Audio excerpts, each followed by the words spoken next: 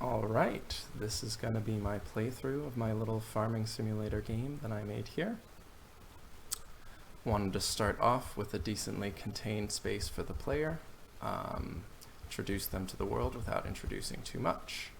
And they come upon this little scene, some places to do farming which will come up, this grown vegetable which I'll ignore for now to show off that just in case the player doesn't go grab the crop before they head out, which they're going to use to fight later, there is this pop-up that comes up and mentions it, says, why don't you turn around and grab it? And we'll go ahead and do so. So we've got our weapon. We can now venture out into the dangers of the world and fight these enemies and crits. Wanted to make this space, yes, and a little pop-up just to let us know we got our first seed, and we can go plant that anywhere. But I wanted to make this space decently spacious, make sure that fighting the enemies didn't feel cramped in any way, and just introduce players to that sort. And the enemies have a quite limited sight range. And there's another essential pop-up. So one of the elements of my design here is that there is durability on the weapon that we gave the player. So now we have to go back and we have to participate in doing a bit of farming to get more weapons going. So I'm going to go ahead and plant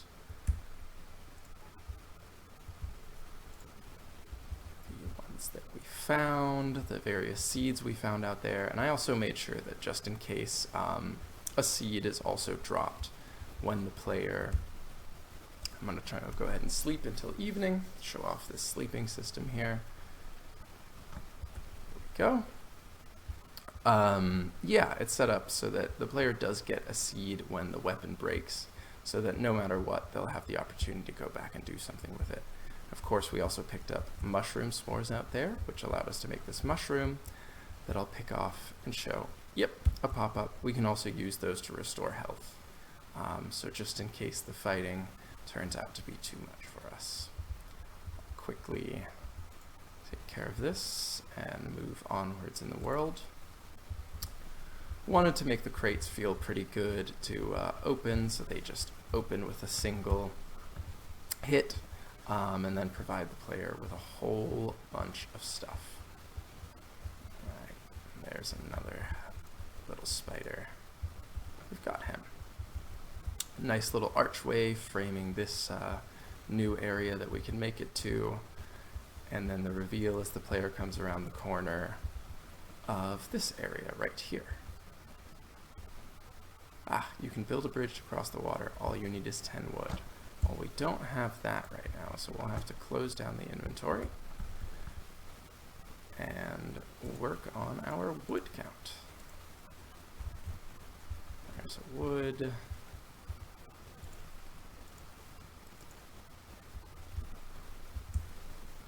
More. And the riches just keep coming.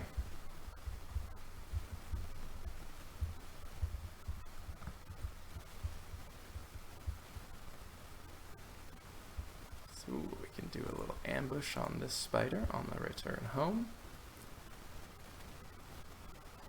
And then continue on to this wood.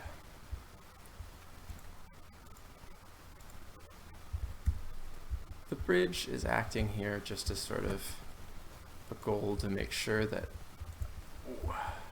we've participated in the mechanics of the game. Could use my mushroom to restore some health there before we move on to the next step of the level here. Now we're going to head back with our ample supply of wood. Click that in the inventory, and we've built it.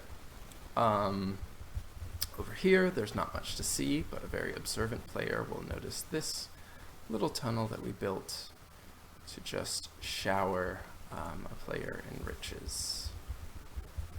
There we go. And I think one thing, if we'd had more time to sort of build on this system, would be enabling a variety of other things that players could do with the wood. probably being a fair bit less generous with the squash sneaking around a spider here, so that we couldn't just remain out here fighting and fighting and fighting, but actually had to sort of make an effort to go home and farm more frequently. But as it is, it's tuned for this just simple, less than 10-minute experience. And there we go. And what we'll notice is here that it's night. I killed those while it was still night, but nighttime is when the spiders respawn, so we'll see that the ones out here, for example, have respawned. And that's sort of the way in which we make the night more intimidating than the rest of the day here. Then, moving on to one final spider fight. At a place where I was intending to have this sort of grand view that suggested that there's not this one big tree that we've been walking towards this whole time, but a whole landscape covered in plenty of them. A cool idea to work on later with more time. Obviously the focus here was on getting the code and the system to work. We will just hop up and get to our final destination here. Doing a classic trick here of making sure the player gets up close and personal to the big landmark they've been seeing from a distance, walking on the route here, and then we should get our final cutscene of sorts here. Wow, we've gotten 25% increased harvesting speed. What a wonderful game. Thanks for watching.